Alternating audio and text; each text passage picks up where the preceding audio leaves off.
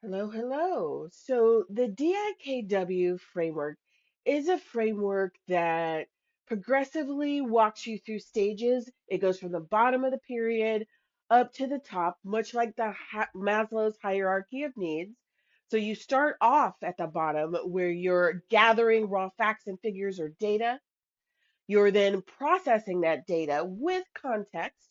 And this is my interpretation of how this framework applies because I'm going to have other videos where I'm going to walk you through how I apply it to the job search, career development, and different case studies.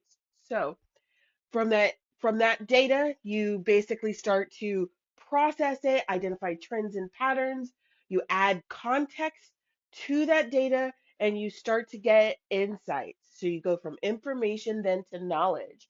And then that knowledge is where you start to understand and see where this takes you, and what you should account for in terms of those insights. So it informs your understanding.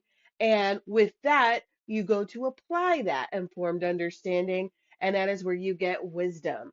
So that is your informed decision making process, starting first and foremost where you are fully in the data gathering stage.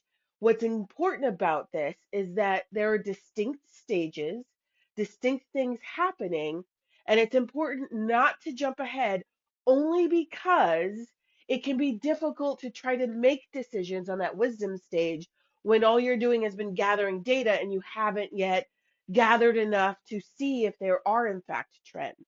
So some people skip around, skip ahead, or try to do multiple stages at once, in my experience. So in other videos, we're about to find out how I see this applying to different areas of the career development journey. So thank you for that, and you can follow for more.